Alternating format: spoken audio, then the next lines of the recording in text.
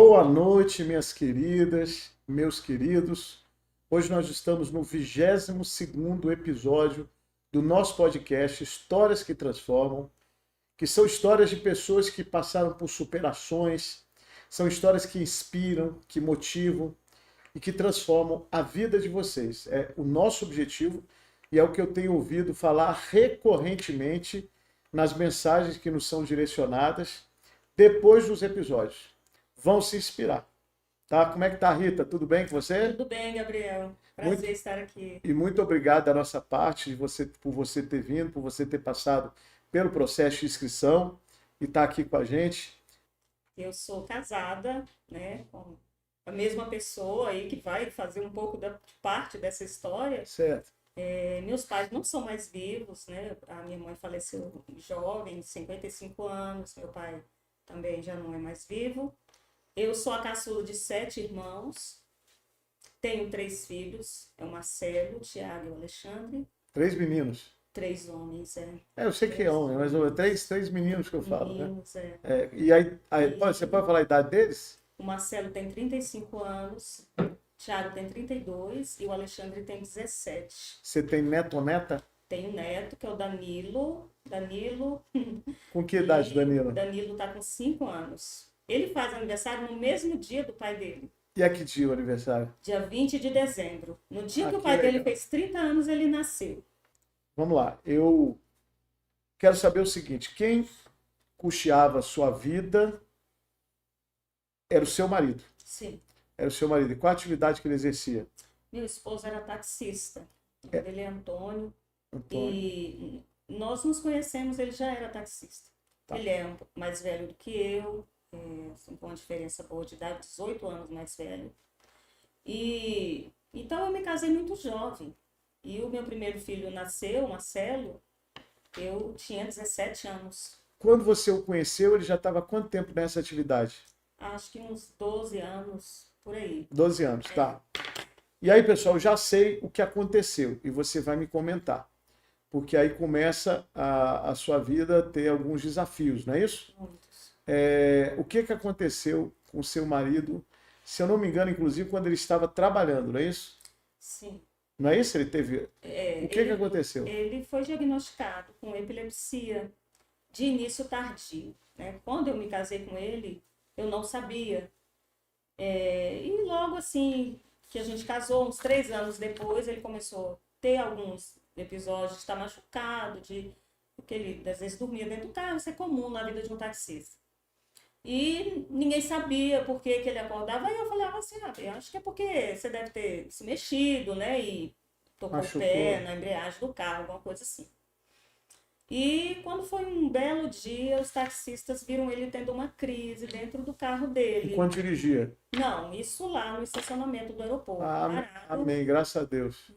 Até então, ele dava essas crises somente durante o sono, que é uma coisa... Chegava a cair da cama, essas coisas? Não, nunca Não, né? caiu.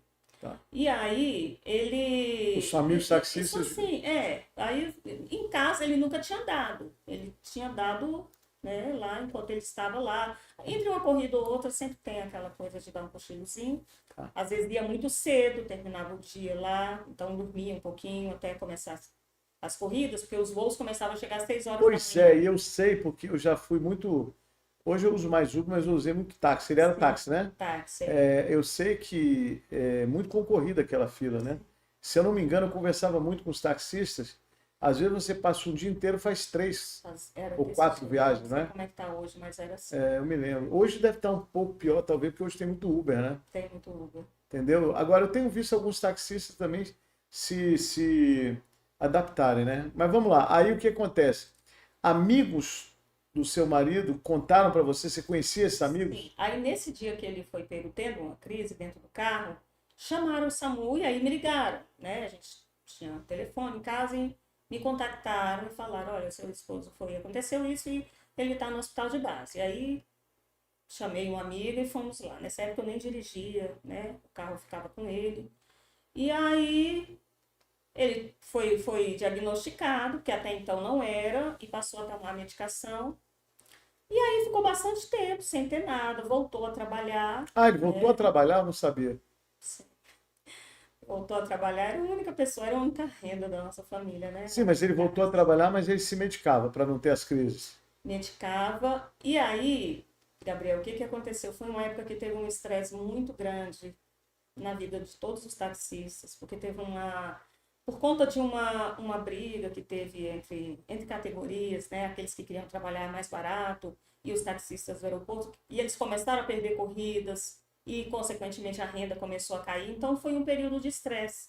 Então, eu posso te dizer que foi nessa época que as crises dele acentuaram, É porque as entendeu? crises epiléticas, eu sei que é distúrbio neural, essas coisas assim, mas elas também, Tem a ver até eu com estou isso. perguntando, tem a ver com isso? Tem sim. Tem com o emocional também? Se a pessoa está passando por um período difícil, em que ele está preocupado ou chateado, né, que foi o caso, assim, isso influencia E isso muito, deixava você bem abaladinha, né? muito, muito. Muita abalada. E aí? Aí ele continua a dirigir Aí sempre? ele O que voltou a trabalhar voltou? normal, até a próxima batida, Ele até bateu. a próxima E crise. dessa, Sim, dessa vez ele teve crise epilética com o carro em movimento. sim. E tinha passageiro? Não tinha passageiro. Certo. Acontecer, apesar do problema ser sério e era grave, e aí que eu te falo que tem coisas que é nítido que Deus está colocando a mão. E eu te Sim, falo que essa minha vida, essa fase da minha vida, foi algo que eu senti muito isso. sim. Porque a pessoa apaga, a pessoa não responde por si, tá no volante. E só que, não sei se você me permite adiantar um pouco, porque foi uma fase assim, onde ele arrumava o carro, voltava a trabalhar, arrumava o carro, como eu te falei aí, né? Sempre era uma pessoa próspera, quando ele trabalhava era trabalho Você com pode eles. adiantar, mas eu estou tentando, não Mas, tem problema. Eu estou tentando seguir o curso, né? Porque sim, uma coisa que foi muito importante, aí quem vai adiantar sou eu, sim. é que você teve que substituí-lo. Sim, Não é? mas até aí É, teve essa parte que eu não vou adiantar essa parte aí, não. mas você está chegando nela, não é? Isso. Pelo que eu entendo da sua história. Aí, quando foi no dia, depois de muitas idas e vindas, acho que Gabriel, umas 5 batidas, assim. Gente, Nenhuma grave, nenhuma com vítima. E nenhuma também ele se machucou. Mas a última, que foi a que realmente ele teve que abandonar a profissão, por que certo. acontecia? Ele era o chefe da família, a gente dependia disso. Não tínhamos, eu com 2 filhos pequenos, eu era do lar, eu não tinha profissão nenhuma. Eu estava com 22 anos, com alguma coisa assim nessa época. E aí, no dia 15 de janeiro de 2000, ele bateu o carro e pegou os passageiros no aeroporto, um senhor no banco da frente e 2 passageiros no banco de trás, 2 pessoas mais jovens, um homem e uma mulher mais jovens. E ele bateu o carro em cheio, ele teve uma crise, bateu o carro naquela placa Bem-vindo a Brasília, que Sim, eu tem ali sei. antes de No chegar no vagão. aeroporto. E aí, nesse dia, eu já estava naquele estado de estresse, eu já estava vendo, né, a coisa ficando mais séria, a coisa ficando mais séria. Já não estava assim, às vezes ele não tinha crise dirigindo, mas tinha em casa. Aí eu ficava, olha, você não pode ir e tal. Então a gente já estava vivendo esse estresse, Certo. até que aconteceu isso. Então, esse foi assim, eu posso dizer, um dos piores dias da minha vida. E aí aquela realidade assim seríssima, a pessoa que era o meu braço, né, vamos dizer, a coluna da família, de vez em quando, assim, daquele momento aquilo tudo desmoronou. Mas ele corria risco de morte, de morrer? Até então nós não Naquele sabíamos. momento você não sabia. E a gente não tinha como se aproximar, porque tinha muita gente, né? E assim, o pessoal, né, ninguém queria saber da gente, né? A não ser para julgar. E teve um senhor que chegou lá e falou: Você tá vendo o que que seu esposo fez? E falou uns palavrões lá, né? E eu lá, né? E meu esposo, na verdade, ele teve só um corte no supercílio. E aí meu esposo teve que abandonar definitivamente a profissão. E aí eu tirei a minha carteira. Então, quando chegou a essa situação, eu já estava de posse da minha carteira de E habilitação. aí, pelo que eu estou entendendo, você começou a trabalhar como taxista. Sim. E o ambiente não era bom para mim e eu tinha que ficar muitas horas fora de casa. Então, eu digo para você, Gabriel, que esses 5 anos eu não vi meus filhos crescendo, Marcelo, Thiago.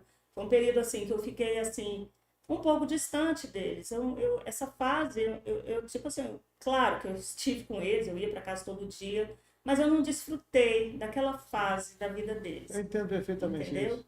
E E aí isso já estava fazendo com que você não gostasse da ideia de permanecer no Eu não táxi. gostava da ideia de ficar fora de casa, de ficar longe assim da família, porque imagina uma mulher que nunca tinha trabalhado assim fora, de repente eu me taco E nesse eu pergunto, que universo. horas você começava, que horas você acabava?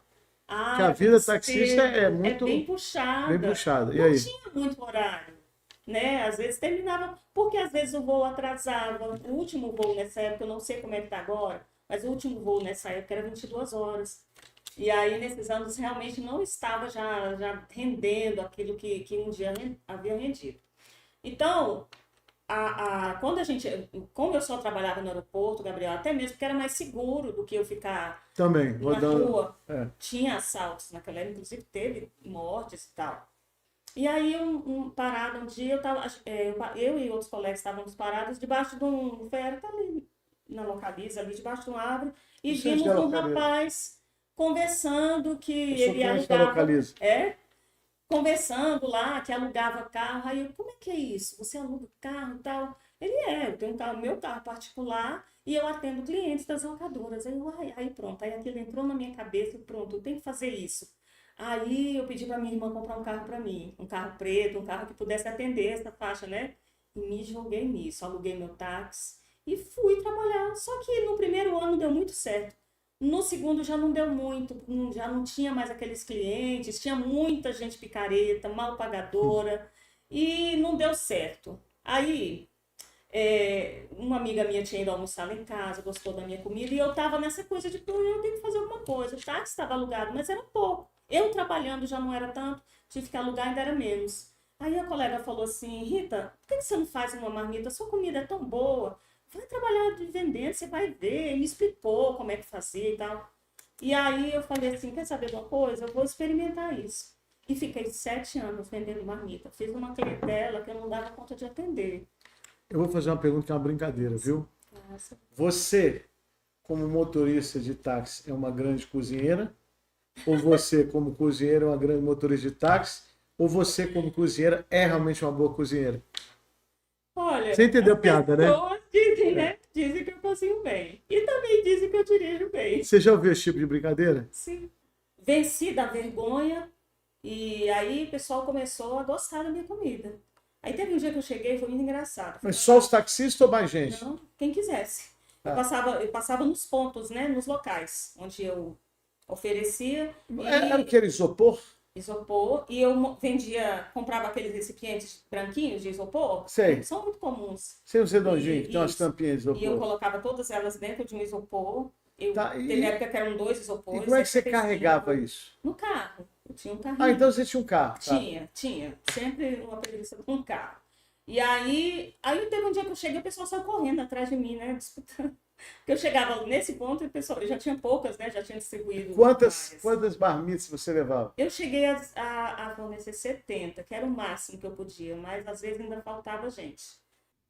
Eu falei que vocês que estão nessa pegada de concurso público, vocês iam ter fontes de informação. Vitória, uma situação de vitória, mas uma situação que demandou muito dela ter paciência, ter serenidade, né? Aí vocês estão perguntando, vem cá, táxi, marmita, cadê o serviço público?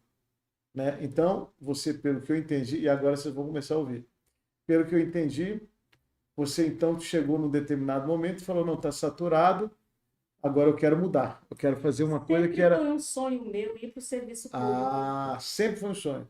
Dos meus 7 irmãos, eu sou a caçula, né? Como eu já falei, todos eram. Todos eram Então, servidores públicos. o meu Aqui em caminho Brasília, natural eu achei que todos fosse aqui em Brasília? todos daqui de Brasília, somos todos daqui. E aí nesse período, eu contei com a ajuda do meu irmão, que é uma pessoa que sempre me apoiou muito, e de uma irmã minha, só que ela me ajudava, assim, ela me humilhava um pouco, assim, para mim você é uma desempregada. E de fato eu era, tinha uma coisa assim. E, Gabriel, eu não quero dizer que só o serviço público, né, é que é o caminho, de maneira nenhuma. Tem pessoas que são extraordinárias no que elas fazem e devem continuar. Mas o meu sonho era esse, né? Era o meu sonho de ir para o serviço público. Porque eu vi a vida dos meus irmãos, como que ela era diferente da minha. e eu ali naquela correria. Tem o salário, tem a alimentação, Aquela tem o estabilidade, transporte, tem a né? É um estabilidade, pouco diferente.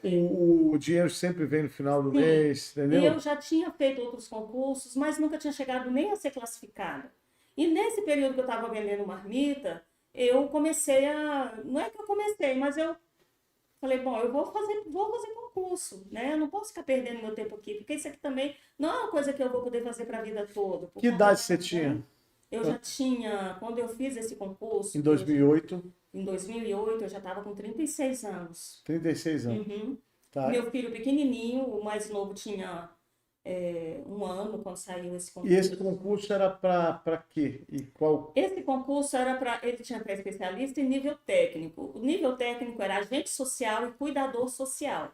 Cuidador social, que é o que eu sou, que foi que eu me inscrevi, é para trabalhar na alta complexidade que a gente fala, nos abrigos, no albergue, no serviço de acolhimento, de idosos, de crianças, de adolescentes, de mulheres. Então eu fiz para esse cargo Certo. e 71 vagas, né? Então eu fiz, e como eu te falei, eu já tinha 36 anos, então eu já era considerada uma pessoa até mais velha, né, para fazer concurso, porque hoje o pessoal se joga em concurso bem mais cedo, né? E aí eu me lembro que essa prova, ela foi, e assim, detalhe, eu tinha uma vida muito corrida, Você eu teve não tempo para tinha estudar? tempo para estudar, Tá, na você hora que eu quando estudou para... pensava em pegar um livro, era a hora que eu caía no sono, eu não Quando tinha. você começou a estudar, você ainda fazia marmita. Fazia marmita, mas eu, para fazer essa prova, Gabriel, eu não estudei nada. Eu não li sequer uma folha dessa aí. Tá, mas você...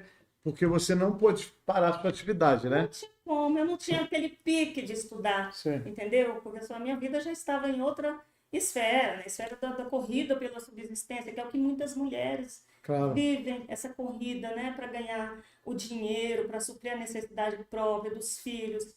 Então eu estava nisso aí. Como que você estuda com a cabeça nas preocupações, com a cabeça na dificuldade financeira? É muito complicado. Então, tudo isso aí. Mas eu sempre fui uma pessoa, eu estava falando ali lá fora, eu sempre fui uma pessoa que eu gostei muito de me manter informada. Eu fui aquela mulher alheia às coisas. Eu fui criada numa casa, meu pai assistia Jornal Nacional, Jornal da Manchete naquela época, era tudo. E eu fui acostumada com esse ambiente de notícias. Então isso me ajudou na vida adulta, porque eu Acho... fazia marmita com o rádio ligado ali, eu tinha que estar ouvindo notícias, CNN. uma coisa de... Sim, Era CNN? exatamente. Então eu não era uma pessoa tão fora também dos acontecimentos. Isso no concurso público, principalmente no tema de atualidades, É isso verdade. ajuda muito. E outra coisa que me ajudou é que eu era muito boa em língua Estou portuguesa, sabendo. Eu vi né? que você E gabaritou a prova, né? gabaritei a prova de língua portuguesa. E agora para ser chamada foi outra batalha, porque E você continuava vendendo marmita. eu vendendo marmita, não tinha, né, E outra o marido coisa. continuava te ajudando. Sim, sempre, sempre me ajudando. E aí começou a sair boatos que eles não iam chamar mais e tal, e aqui começou a me atribular, me atribular. E a venda das marmitas também, algumas empresas já tinham ido embora. É muito volátil essa coisa dos clientes. E foi uma fase que eu me lembro que caiu muito as vendas, porque aquelas pessoas que compravam de mim recorrentemente estavam mudando, porque esse pessoal que trabalha em aeroporto, né, tem muita mobilidade. E eu já estava, tipo assim, com a corda no pescoço. E eu me lembro que eu estava numa comissão com uma moça que na última chamada ela tinha ficado pendurada. Ela, quando chegou nela, parou. E isso foi bom, porque ela era muito atuante, ela era aquela pessoa que ia, que brigava, que o nome dela é Núbia. E ela ficou sendo primeira, aí teve um dia que ela veio, Rita, a gente foi lá no secretário e eu tenho uma notícia triste para te dar. Só vão chamar 10. E eu era a 12ª. Tinha um pastor lá na igreja que ele não me conhecia, não sabia nada da minha vida, não sabia que tinha isso nem nada. Um dia ele chegou para mim, Rita, você está esperando ser chamada para alguma coisa? Aí eu falei, tô sim, eu tô esperando ser chamada para um concurso. Ele falou, não, porque já tem dias que era para me ter te falado. Mas o Senhor mandou te falar que vai sair, que você não tem, não precisa ter medo, não precisa ter medo desse que estão falando aí, que não vai chamar, mas não é para você ter medo, porque o Senhor mandou te dizer que você vai ser chamada. E eu comecei a ficar triste, né? Você conta até que chorou e teve um diálogo com Deus. Sim, sim, eu estava na varanda da minha casa e a lágrima descendo, e eu falando, Senhor, mais um ano vai se passar e nada. Cadê as tuas promessas? O Senhor falou. E aí eu ouvi a voz dele falando, eu não minto para você. Nunca menti para Nunca você, eu não menti minto para nunca. você, né? E aí eu fiquei assim assustada, enxuguei minhas lágrimas e fui cuidar. Isso era uma quinta-feira da semana. E passou aquele final de semana, quando foi segunda-feira, 7 horas da manhã, a Núbia, né, que era a cabeça da fila, era a próxima, Você vai me falar que ela te ligou, ligando. só um minuto. Mas só que Sim, foi legal que você conta aqui pra gente, viu? Pra quem é da fé, é, essa mulher é uma mulher de muito valor e uma mulher de fé, né? No final de semana ela estava servindo ao louvor da igreja e teve a revelação de que aquele grupo provaria da bondade de Deus naquela semana. Tínhamos sim, aprendido um hino que dizia: glorifica, só glorifica. Aí isso. você guardou isso no coração. Sim, Aí segunda-feira, 7 da manhã, você recebeu uma ligação. sim. Só que quando você viu a ligação, como é mais comum a gente pensar no pior, não é isso? Ou você já pensou no Sim, mas melhor? quando eu vi que era ela, eu já sabia o que que era. Que Porque eu era. estava debaixo das promessas. E aí, Ah, né, tinha tido isso aí, que me desculpe os ouvintes, eu pulei essa parte, realmente teve esse louvor, que era um louvor que a gente estava aprendendo, que eu fazia parte do grupo de louvor da igreja. E esse louvor tem um trecho que diz assim: meu servo, não temas, vou te ajudar. Quando as lutas chegarem, não olhe para trás, olha para o alto e a vitória alcançarás. E aí o coro é glorifica, só glorifica. E aí teve essa revelação que muitos irmãos que estavam ali iriam provar da bondade do Senhor naquela semana. E 7 horas. segunda-feira, 7 horas da manhã, chegou a minha bondade. Chegou. Aí quando eu olhei para ela, eu já atendi com um sorriso desse tamanho, né? E você está hoje nesse emprego. Sim, eu E é um estou bom emprego. com um bom emprego. É, gente, é possível. Eu estou falando assim para quem está nessa, para quem quer essa forma, né, de vida do concurso público, porque como eu falei, não é a única, não é a mais importante, não é a única que serve, mas é possível. Mas você tem que ter uma vida de estudos. Não adianta pegar o edital e estudar ali e achar que vai passar. Mas quando você se alarga, que você tem um método, eu não tive a oportunidade de ter esse método porque por causa da minha vida muito corrida, mas se a gente tiver um método de estudo, vai chegar uma hora que você vai passar em vários, que é o que aconteceu com muitos colegas meus. Chegou uma hora que passou em vários concursos, ou seja, as coisas acontecem quando a gente tem fé. As coisas acontecem porque Deus não deixa você entregue só a si mesmo, só a própria sorte. E Ele vai abrir portas, como Ele abriu na minha, Ele pode abrir na vida de qualquer pessoa, dentro da sua área, dentro daquilo que você busca. Eu quero complementar o que ela falou, né? Não pare de estudar, que uma hora você pode passar em vários concursos. Mas tem uma regrinha que é muito importante. Vejam bem, gente. Vocês têm poder executivo, legislativo e judiciário. Então você tem os concursos do judiciário, os concursos do legislativo, os concursos do executivo. A dica que eu dou é para vocês não atirarem para tudo quanto é lado. Se você definiu que você quer um cargo do judiciário, estude para concurso do judiciário. Eu posso, ó, eu vou falar para você, não vou detalhar, mas eu fiz um concurso com milhares de pessoas, eu não sou bonzão, não tem nada a ver, mas eu tirei em quinto lugar. Então o que acontece? Por quê? Porque eu estudava muito, né? Eu trabalhava também. É método, como ela está falando, entende? E aí o que acontece? É muito importante assim, hoje eu vou fazer o concurso para o TJ da Bahia, eu sou baiano, por exemplo, né? Eu vou fazer o concurso TJ da Bahia, amanhã eu vou fazer concurso para a Assembleia Legislativa da Bahia. Não dá, porque o que acontece? Você tem que estudar muito mais. Quando você fica dentro do concurso de um mesmo poder, você já está, vamos supor, na área do direito. Você já está estudando direito constitucional, direito administrativo, direito processual, entendeu? Aí, por exemplo, se você quiser mudar um pouco, o direito dá muita amplitude. Ah, eu quero ser delegado de polícia. Ah, eu quero ser promotor de justiça. Aí você tem que se afiar no direito criminal, que é o direito penal. Mas, ó, isso que ela falou é desse jeito e nos concursos de altíssimo nível também acontece. É muito comum o rapaz que estuda, vou falar de novo da minha área, né? O cara passa para Ministério Público, como promotor de justiça, amanhã ele passa como juiz, aí como juiz de direito, que é juiz estadual, daqui a pouco ele passa como juiz federal, entendeu? Por quê? Porque ele permaneceu nesse campo. O serviço público, ele de fato, ele é público, não é uma coisa só para você se usufruir, você tem que dar, você tem que atender bem a população, você tem que cumprir com aquilo que você determinou, porque a gente assina. Então, também é da gente retribuir aquilo que a gente recebe. Que ela é uma mulher de valor e ela é uma mulher de valor, porque eu não sei se vocês entenderam o que aconteceu na vida dela, né? Ela tinha um marido provendo totalmente a casa e ela sendo do lar, né, que fala, né? Mas com muito trabalho, tenho certeza, 3 filhos não é brincadeira, entendeu? E ela teve que mudar isso aí porque o marido teve essas crises epiléticas. E isso aconteceu, essa mudança, quando ele teve o tal acidente que ela narrou. Quem não estava por aqui agora está sabendo, ela narrou um acidente, o marido era taxista e ele teve crise epilética. E num determinado momento teve que parar, e ela assumiu o táxi. Entende? Assim, e vou dizer para vocês, eu perguntei isso para ela. Havia inclusive preconceito, né? Eu andei já com várias taxistas mulheres e elas são ótimas, entende? Aí o que acontece? Aí depois isso mostra também um espírito desbravador, um espírito de uma mulher guerreira. Aí depois ela falou, não, não tá legal. Por quê, principalmente? Porque eu não estou vendo direito os meus filhos. Família é alicerce, o alicerce da sociedade, mas é o alicerce da sua vida também, né? Família, Deus, isso é muito importante.